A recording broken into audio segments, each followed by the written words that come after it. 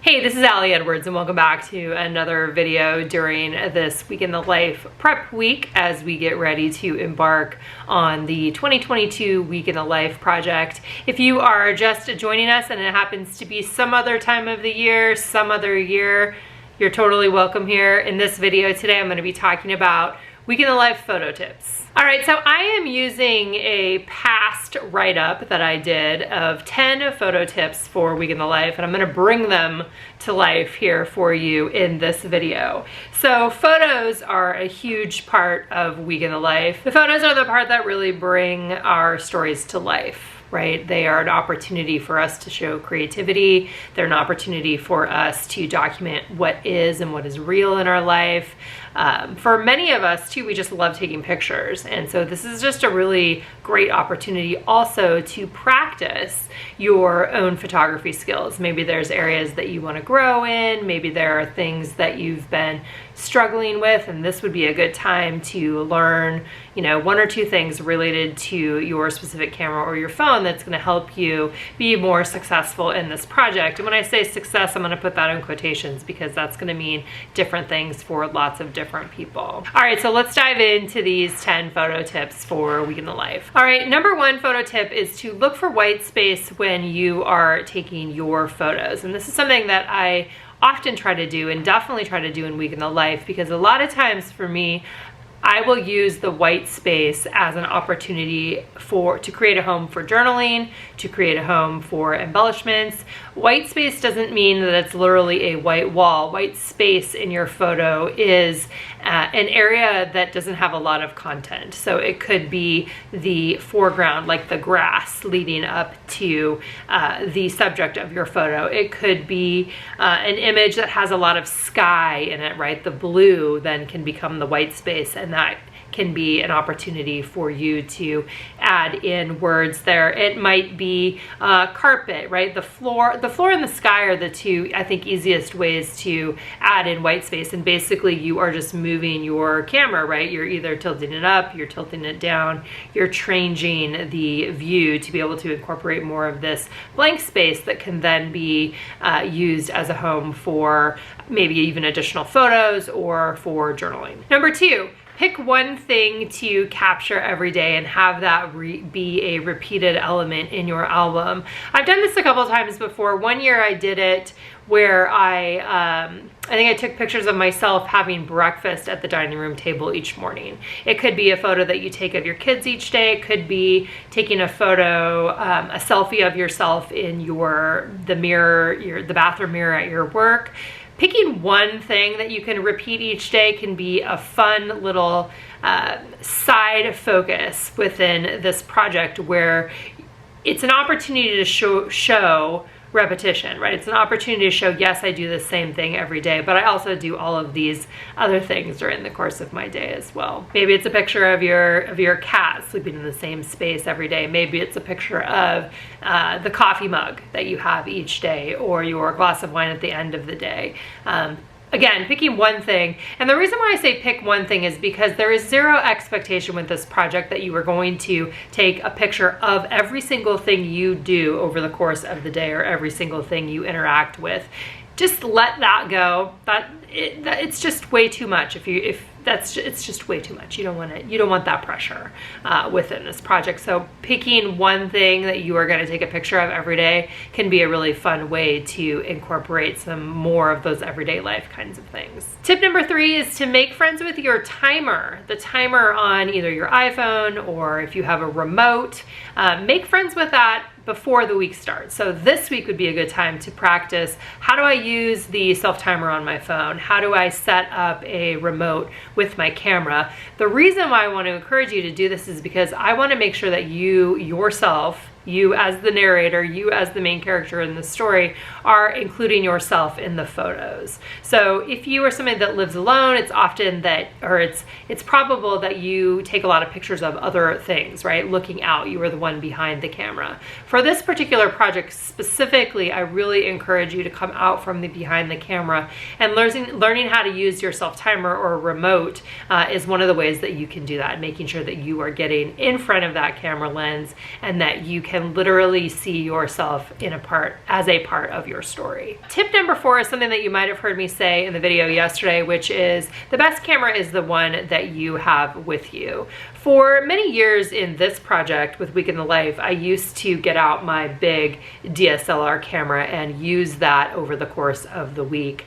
And as the technology in our phones has gotten better and the camera quality has gotten better, I've gotten away from that. Partly for simplicity, it's just easier because I already have my phone, and then I don't have to carry around the bigger camera. Some of it is just that's kind of become my go-to. And so remembering that the best camera is the one that you have with you, I think is really important. You can use a variety of different cameras, obviously, to collect content during this week. I think this year I'm mainly gonna just be using my phone. And I think that I did that last year too. The phone works just fine for the kinds of photos that I wanna take in this project, including even taking photos that are, bigger photo enlargements that I'll be using in my project, like the 10x8 size photo. I can take photos with my phone, can be printed out at that size. Tip number 5 is to take photos of things. With this project specifically, I think it's an awesome invitation to take a picture of the stuff that you own right in your house that maybe you wouldn't necessarily always think of taking, like the way that your room is currently set up, or the way that your kids' rooms are currently set up, or the way that your kitchen drawer is set up, or what a bookshelf looks like, or what your closet looks like. Like, take a picture of some of those things that you see every single day, because really what we're doing in this project is we are capturing evidence of our existence, right? And thinking of yourself a little bit as a documentarian or as a thing photographer, right? Like, especially with this project, I like to have a really nice combination of photos with people in them, but also having photos just of stuff.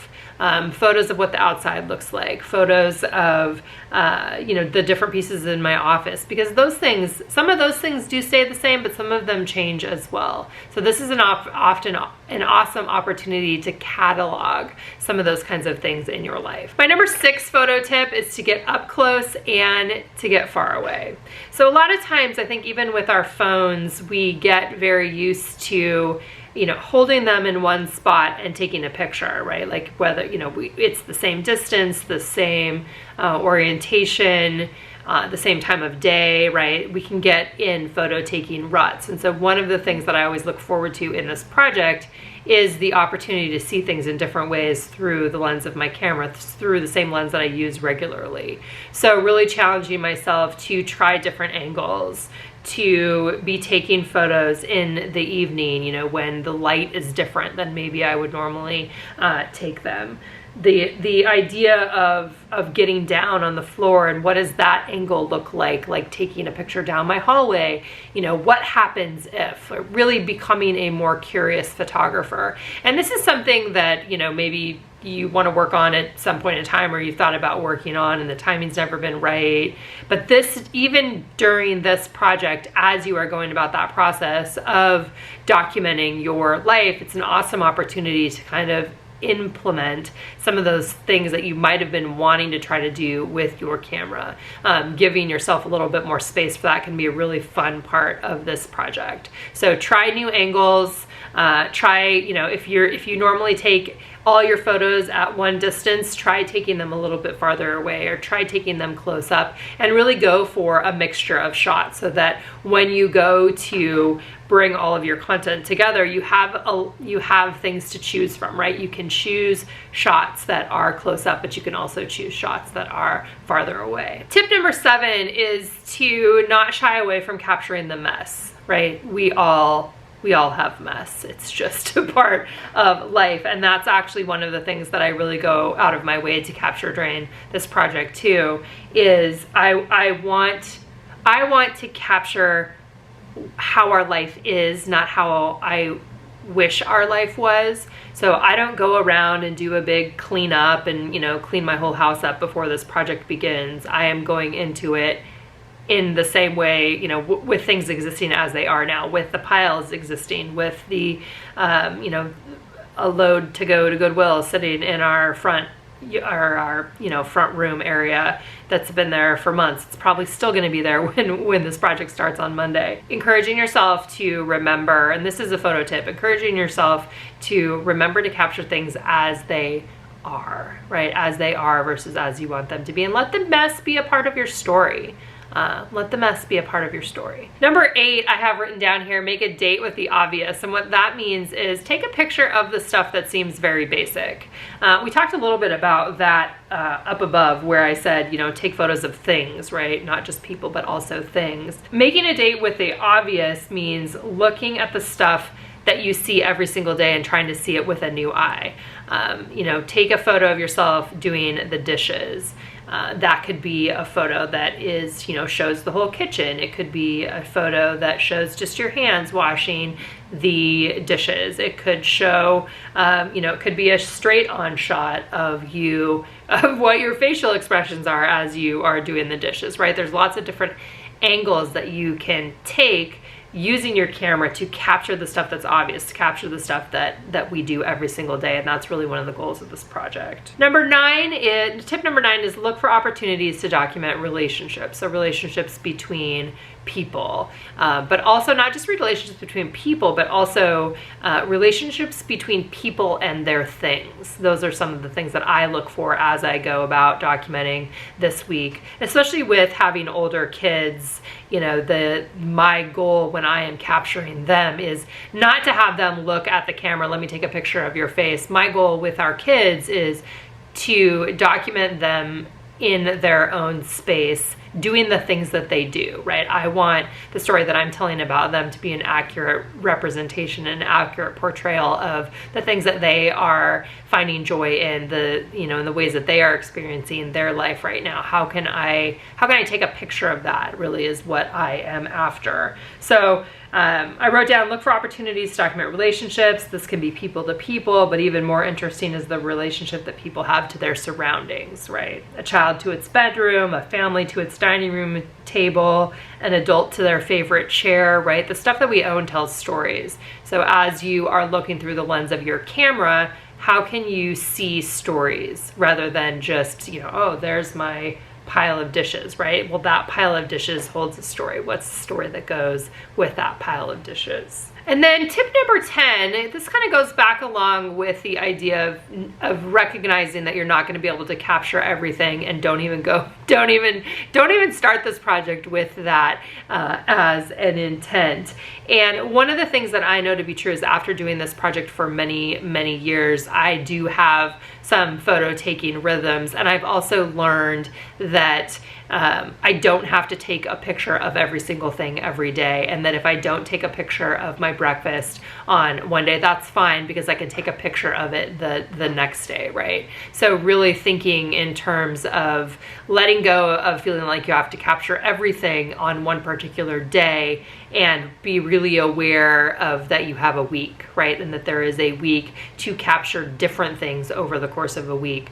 Sometimes with Week in Life, and this goes to the ways that people approach the photography part, is Week in the Life doesn't have to be a series of day in the life projects. So for those of you who participated in day in the life before, sometimes I've done that. I've done a day in the life project where I take a picture every hour, or I'm jotting down everything that I do hour after hour. And I don't always approach this project like that anymore. It's definitely I'm looking at it from a wider stance, in that I like to have some detail and I like to go deeper on some days, but I don't have to do a day in the life times 7 for this project. This project can be wider in scope, and so I keep that in mind as I'm taking my pictures during the course of the week too.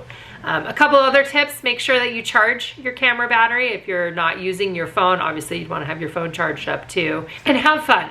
Really look at this as an opportunity to play around with your own photography skills, to play around with, getting up close and getting farther away, and asking yourself, how can I look through this same lens of the same camera that I've done so many times before, and how can I see something different in my life this week? That's what I really want to encourage you to do.